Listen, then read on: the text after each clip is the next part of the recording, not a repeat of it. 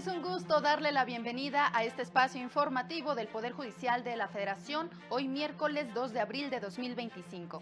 Soy Laura Murillo y le presentaremos la información más importante generada hasta el momento de lo que ha ocurrido dentro del Poder Judicial de la Federación y por supuesto en el territorio nacional.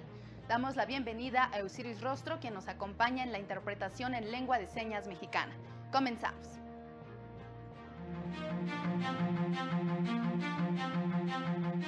Etiquetado frontal de alimentos no viola el principio de proporcionalidad ni la libertad de comercio, estableció la Suprema Corte. Disposiciones que limitan el concubinato a personas solteras vulneran el principio de igualdad y no discriminación. El cambio climático podría afectar el ejercicio de derechos como el acceso al agua o a la vivienda, advierten especialistas. Publica acuerdo que establece que es facultad exclusiva del INE promocionar y fomentar el voto en la elección judicial. Y en la información, el Pleno de la Suprema Corte estableció que los artículos 212, párrafos tercero y cuarto, y 215, fracciones sexta y séptima, de la Ley General de Salud, que prevén el etiquetado frontal de advertencia en alimentos y bebidas alcohólicas preenvasadas, superan el examen de proporcionalidad y respetan las libertades de comercio y libre concurrencia, pues la medida persigue un fin constitucionalmente válido, que es que el consumidor identifique de manera rápida e informada los productos con alto contenido energético, azúcares añadidos, grasas saturadas, sodio y aquellos aditivos asociados a factores de riesgo para el desarrollo de enfermedades crónicas como la diabetes y la hipertensión. Por otra parte, busca proteger el derecho a la salud, a la alimentación nutritiva, los derechos del consumidor y el interés superior de la infancia. Además, constituye un medio idóneo y necesario, pues el etiquetado es el medio más efectivo para lograr el fin pretendido y es proporcionar, pues permite al consumidor elegir lo más saludable. Por estas razones, los artículos mencionados no violan las libertades de comercio y libre concurrencia, porque no impiden a las personas dedicarse a la actividad que deseen ni restringe su participación en el mercado, ya que la medida solo genera mayores cargas administrativas y posiblemente económicas que se justifican en un aspecto de mayor entidad, como lo es la salud pública de la población. La primera sala de la Corte determinó la inconstitucionalidad del artículo 65 del Código Familiar del Estado de Morelos, que restringía el concubinato a personas solteras, declarando inválidas las relaciones de concubinato cuando alguno de los concubinos estuviera unido con otra persona en matrimonio. La sala argumentó que dicha norma violaba el principio de igualdad y no discriminación al privilegiar un tipo de familia y dar un tratamiento de segunda a las formadas mediante concubinato. El anterior criterio lo estableció al resolver un amparo directo en revisión promovido por una mujer, quien demandó el pago de una pensión alimenticia al hombre con el que mantuvo una relación de concubinato por 12 años, pese a que él ya estaba casado. Petición que le fue negada en diversas instancias debido a que el concubinato no existía legalmente porque el hombre estaba casado. Esta resolución fue revocada por la primera sala, quien devolvió el expediente al Tribunal del Conocimiento para que emitiera una nueva resolución sin tomar en cuenta el precepto que fue declarado inconstitucional con el fin de que determinara lo que en derecho proceda en torno a la petición de la pensión alimentaria. La segunda sala de la Corte determinó que la falta de firma del acuerdo de admisión o de erradicación por parte del presidente, del auxiliar o del secretario de la Junta de Conciliación y Arbitraje, impugnada en amparo directo, constituye una violación formal que no amerita reponer el procedimiento ni ordenar recabar la firma de la autoridad correspondiente, debido a que se convalida con las posteriores actuaciones que posibilitan el dictado del laudo. Lo anterior explicó la sala porque el artículo 17 Constitución obliga a las autoridades a privilegiar la solución del conflicto por encima de los formalismos procesales, siempre que no se afecte la igualdad entre las partes, el debido proceso u otros derechos como el de audiencia. En estos casos, si falta la firma correspondiente en el acuerdo de admisión o radicación de la demanda, pero el juicio se tramita y el procedimiento se desahoga en todas sus fases hasta su culminación con el dictado del laudo, se concluye que esa violación formal quedó convalidada porque se llevaron a cabo todas las actuaciones procesales posteriores a ese acuerdo. Por este motivo, no existe razón para ordenar la reposición del procedimiento, ni siquiera para recabar la firma, a efecto de subsanar un vicio formal intrascendente, sino que en su lugar debe privilegiarse el estudio de otras violaciones, ya sean de fondo o de procedimiento, para no retrasar el análisis que permita dar por concluido el estudio de la controversia. Y el calentamiento del planeta es el problema jurídico más importante que enfrentan los tribunales en relación con la protección del medio ambiente, afirmaron los participantes en el Seminario Permanente sobre Derecho y Ciencia en el Colegio Nacional. El ministro en retiro, José Ramón Cosío Díaz, aseguró que el crecimiento industrial y los cambios legales que han restringido los efectos del juicio de amparo han propiciado que los tribunales vivan momentos críticos que les impide garantizar la protección efectiva de los derechos humanos. Empezamos a ver un decrecimiento desde hace ya varios años en cuanto a las posibilidades de los instrumentos jurídicos con las que contamos.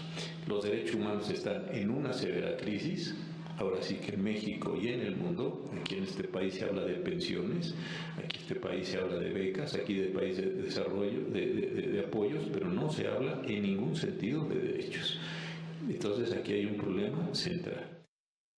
La titular de la Unidad General de Conocimiento Científico y Derechos Humanos de la Suprema Corte, Alejandra Rabasa, indicó que en materia ambiental no existen precedentes relacionados con el tema del cambio climático, problema que, de agudizarse, afectará el derecho de otros derechos como el acceso al agua o la vivienda, además de generar problemas de desplazamiento forzado interno. Pero también desde el lado de las preocupaciones de los derechos humanos que están involucrados en los riesgos que causa el cambio climático, el derecho al medio ambiente sano, al agua, a la vivienda, a la integridad física, a la propiedad, o como en muchos litigios internacionales se ha invocado, el derecho al futuro, que está amenazado por los riesgos que plantea el cambio climático.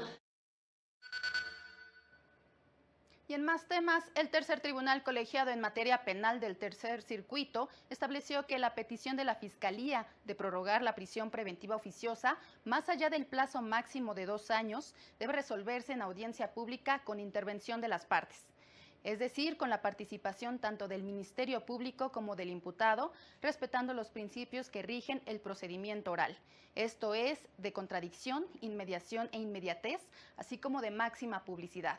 Criterio que estableció al resolver un amparo en el que se impugnó la decisión del juez de control que resolvió atender la petición presentada por escrito por la Fiscalía de prorrogar la prisión preventiva que se le impuso al imputado, misma que fue otorgada por la misma vía sin dar oportunidad al imputado ni a su defensor de expresar lo que estimara conveniente.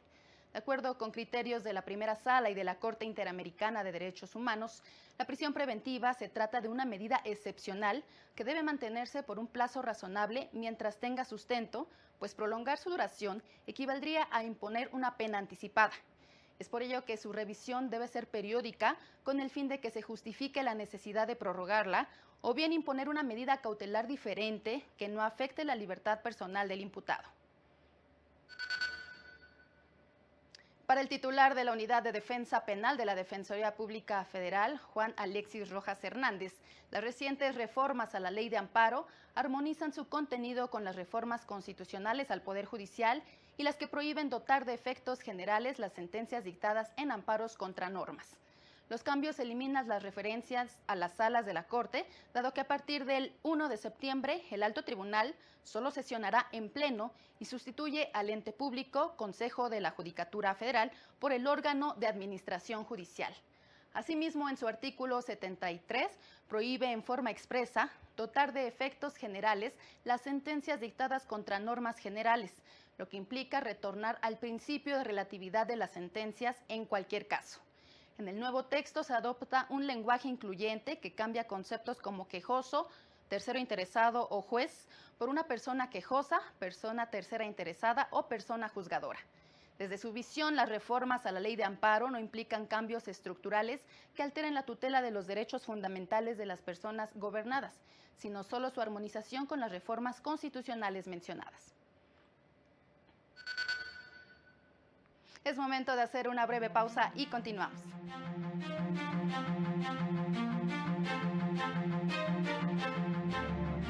Al regresar, las cámaras de diputados y senadores impugnan acuerdo que les impide promocionar la elección judicial.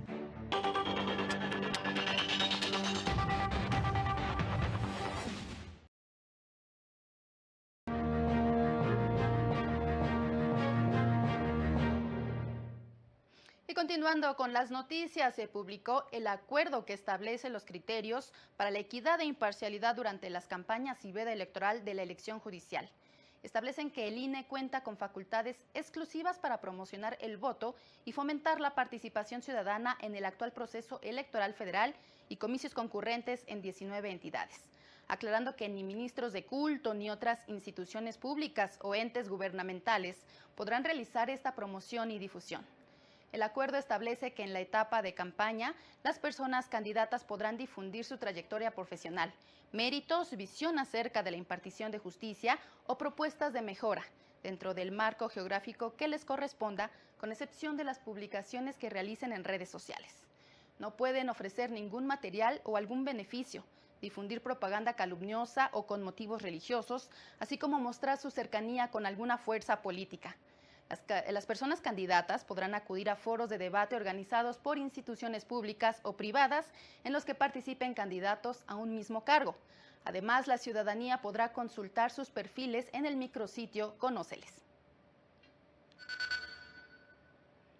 La Cámara de Diputados y el Senado, a través de sus mesas directivas, presentaron demandas ante el Tribunal Electoral impugnando el acuerdo del INE que prohíbe a entes públicos promover la elección judicial y fomentar la participación ciudadana. Facultades que, precisa el acuerdo, son exclusivas de la autoridad electoral, es decir, del INE. La Cámara de Diputados aseguró que el mencionado acuerdo fue aprobado de manera ilegal por un grupo de consejeras y consejeros. Confió en que el Tribunal Electoral les dará la razón, pues consideró que es fundamental que los poderes de la Unión puedan difundir este ejercicio inédito. Consideramos fundamental que los poderes de la Unión también podamos difundir este ejercicio inédito por el que por primera vez se elegirán democráticamente a los integrantes del Poder Judicial. Esperaremos la resolución del Tribunal Electoral y confiamos en que se haga justicia. El Senado de la República también anunció que impugnará el mencionado acuerdo, mismo que también es combatido por el Ejecutivo Federal y algunas personas candidatas que participan en la elección judicial federal. Y de acuerdo con el reporte especial Elecciones del Poder Judicial de la consultora Integralia, este proceso presenta muchos desafíos por su apresurada ejecución, por la insuficiencia de recursos, por la movilización del voto para definir quién gana, por la complejidad de las boletas y por los bajos topes de gastos de campaña que impedirán que se promueva el voto informado. Además, habrá muchos recursos financieros y en especie que no serán reportados al INE. El voto será disparejo, pues los habitantes de la Ciudad de México sufragarán por personas juzgadoras cuyas decisiones tendrán impacto nacional, pues aquí residen juzgados especializados en materias penal, mercantil, en competencia económica o telecomunicaciones.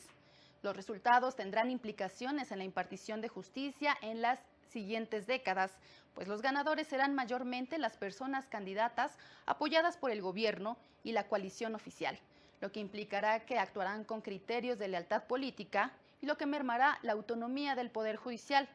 Con el paso del tiempo, el Poder Judicial Federal perderá su papel como contrapeso de los otros poderes, mientras que a nivel local, los poderes judiciales seguirán sujetos a los poderes políticos.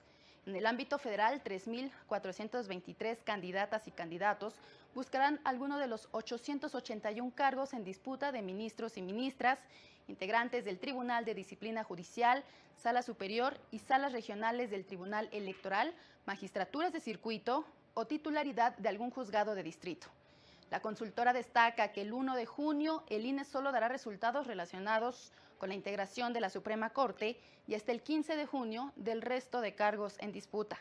El 28 de agosto vence el plazo para que el Tribunal Electoral resuelva impugnaciones y el 1 de septiembre iniciarán funciones las nuevas personas juzgadoras.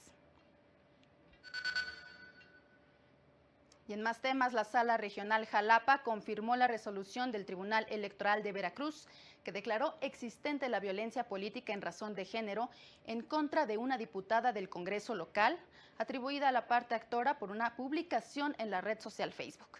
En consecuencia, se les impuso una amonestación pública a los responsables y su inscripción en el catálogo de sujetos sancionados. La sala determinó que fue correcta la valoración del tribunal local y justificó con argumentos lógico-jurídicos por qué el contenido de la publicación menoscababa y humillaba la imagen pública de la diputada local, con lo que se concluyó que las frases difundidas no estaban amparadas por la libertad de expresión, por constituir violencia política en razón de género y al tener como fin causar un daño a la imagen de la denunciante.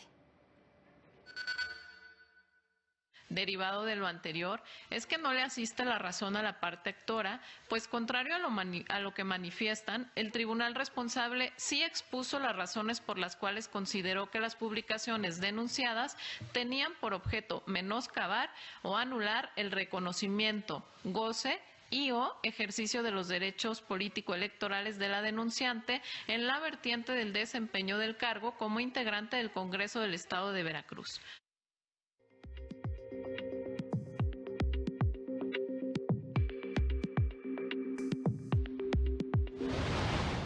El Poder Judicial de Coahuila publicó las listas de las 397 personas que cumplieron con los requisitos de ley para participar en el diplomado virtual sobre el sistema de justicia penal para adolescentes y justicia civil y familiar, que involucren derechos de la infancia. Al participar en el foro Voces Trans, la magistrada presidenta del Poder Judicial de Veracruz, Lisbeth Aurelia Jiménez, ratificó el compromiso de garantizar el acceso a la justicia sin distinciones ni exclusiones, precisando que la identidad de género no debe ser un obstáculo para vivir con igualdad, respeto y sin miedo. En el Día Mundial de Concienciación sobre el Autismo, el Poder Judicial de Nuevo León recordó que la diversidad es nuestra fuerza, por lo que llamó a la unidad para crear un mundo inclusivo, lleno de comprensión y respeto. En México, el 1% de la población infantil presenta trastorno del espectro autista. El Poder Judicial de Nayarit cuenta con la plataforma de juicio en línea que permite a los ciudadanos iniciar procedimientos jurisdiccionales en materia civil, familiar y mercantil y contar con un expediente digital integrado. Y este jueves tendrá lugar en el Centro de Justicia Penal Federal de Chihuahua la audiencia en la que se analizará otorgar la libertad condicionada a Hugo A., exalcalde de Chinipas, Chihuahua, sentenciado el 15 de junio de 2021 a 8 años de prisión por facilitar el asesinato de la periodista Miroslava Brecht. De las 5 personas involucradas en el crimen de la periodista, solo Hugo A. y Juan Carlos M., uno de los autores materiales del crimen, han sido sentenciados. La sentencia de 8 años al exalcalde es una sentencia reducida, pues optó por acogerse a un procedimiento abreviado en el que aceptó su plena responsabilidad penal.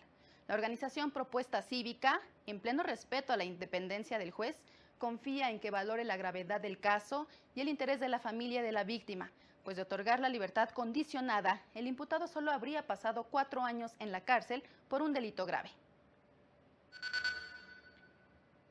Instituciones médicas de México y el gobierno de España presentaron un biomarcador para el diagnóstico y seguimiento de enfermedades gastrointestinales.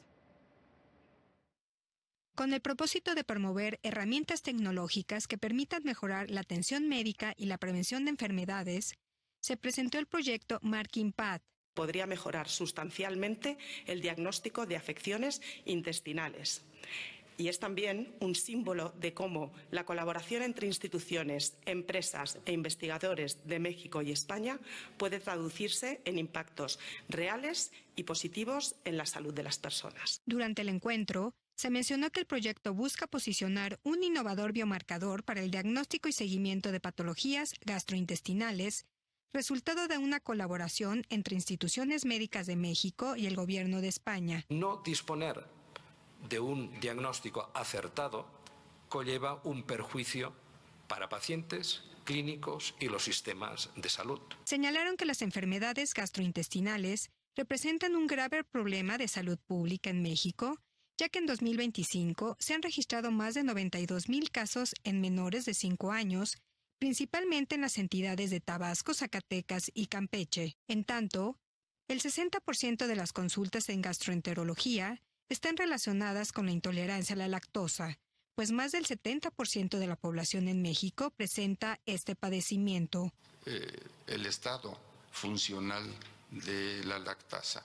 La lactasa es una enzima necesaria para la digestión de lactosa. Para el canal del Poder Judicial de la Federación, Rosy García. Y es momento de hacer una nueva pausa.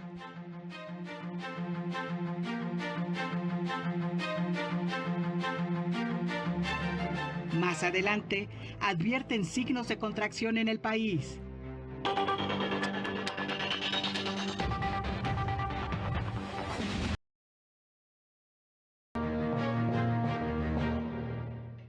Agradecemos que continúe en este corte informativo. El Instituto Mexicano de Ejecutivos en Finanzas indicó que México enfrenta una contracción económica. El Instituto Mexicano de Ejecutivos de Finanzas confirmó una contracción económica en el país como consecuencia del análisis de los resultados de los indicadores manufacturero y no manufacturero correspondientes a marzo pasado y observado durante los últimos meses. En conferencia, el IMEF señaló que ambas mediciones registraron niveles que señalan una ausencia de expansión económica respecto al mes de febrero y que este resultado se suma a la señal mostrada por los indicadores en los últimos 2 meses, la cual ha advertido de un débil ritmo de crecimiento. Así, también agregando los resultados de los primeros 3 meses del año, podemos concluir que los indicadores IMEF manufacturero y no manufacturero confirman que la economía enfrenta una contracción económica en el primer trimestre del 2025.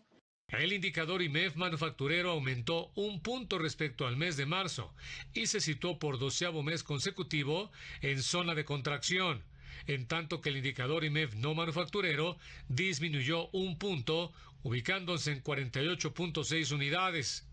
Añadieron que los indicadores de servicios y comercio están mandando una señal de contracción, sugiriendo que la expansión de estos sectores observada a lo largo de los últimos 4 años está por pausar. Para el canal del Poder Judicial de la Federación, Óscar González. Y le informamos que ilícitos como el pago de derecho de piso y extorsiones, además del gasto en servicios de seguridad, han incrementado en 20% los precios de productos y servicios, de acuerdo con cifras del Consejo para el Desarrollo del Comercio en Pequeño y la Empresa Familiar. Dicho porcentaje podría disminuir si se eliminara al que denominó impuesto criminal, ya que afecta desde el traslado de mercancías hasta su comercialización, convirtiéndose en un costo fijo que aumenta gastos de producción. Es una constante que el crimen organizado defina precios y los productos y servicios que se pueden vender en determinadas zonas, como es el caso de limón, aguacate y pollo, entre otros, precisó el Consejo. Y a 5 años de que se cumpla el plazo de la Agenda 2030 de la ONU para el Desarrollo Sostenible, América Latina se encuentra rezagada en el cumplimiento de los objetivos. Sin cooperación ni alianzas, no habrá Agenda 2030, advirtió el secretario ejecutivo de la CEPAL, José Manuel Salazar Cirinat. Al encabezar el Foro de los Países sobre el Desarrollo Sostenible 2025, resaltó que la región se encuentra rezagada a 5 años de que se cumpla el plazo de la Agenda 2030 de la ONU para el Desarrollo Sostenible. Señaló que los países de América Latina y el Caribe están sumidos en 3 trampas que les han impedido transitar hacia este desarrollo: baja capacidad para crecer, alta desigualdad y débil cohesión social, y bajas capacidades institucionales y gobernanza poco efectiva. A la fecha, menos de una cuarta parte de las metas de la Agenda 2030 se han alcanzado o se prevé que se alcanzarán en los próximos 5 años al ritmo en que venimos avanzando. La evaluación prospectiva de la CEPAL muestra que, para acercarse al cumplimiento de la mayoría de las metas, se requieren esfuerzos adicionales muy significativos. Pero no alcanzará con hacer más, sino que debemos hacerlo mejor. Representantes de Naciones Unidas apuntaron que ante el resurgimiento de tensiones geopolíticas y el retorno de posiciones proteccionistas, se ha reducido el financiamiento para el apoyo. Estamos viendo un alza de aranceles reunido a la crisis sostenida y el cambio climático, volatilidad económica enraizada en la desigualdad, el factor de la arquitectura y tensiones geopolíticas. Todo esto está dando lugar a estas dificultades del desarrollo. Es posible que esta sea la última oportunidad para recalibrar el financiamiento de los ODS y de formar esta arquitectura financiera mundial. La delegación de México ante la CEPAL expuso la necesidad de discutir sobre la reducción de costos en el envío de remesas para maximizar el beneficio de estos flujos a la economía de la región. Para el canal del Poder Judicial de la Federación, Lorena Sánchez Cabrera. La Junta Militar en Myanmar reveló que el número de víctimas mortales del terremoto registrado el pasado viernes ascendió a 2.900, mientras que el número de personas lesionadas se ubicó en 4.600 y 373 personas desaparecidas. Las autoridades militares del país continúan las labores de búsqueda y rescate, lo que permitió encontrar con vida a 2 personas ubicadas entre las ruinas de un hospital en la ciudad capital del país. En este contexto, la Junta Militar que gobierna el país anunció la reanudación de sus actividades defensivas en contra de grupos rebeldes. A pesar de este anuncio, grupos rebeldes anunciaron una tregua de 1 mes con el fin de facilitar las labores de rescate y remoción de escombros en el país. Llegamos al final de este espacio informativo, no sin antes agradecerle su preferencia e invitarle a permanecer en la señal del canal del Poder Judicial de la Federación. Que tenga muy buena tarde y hasta pronto.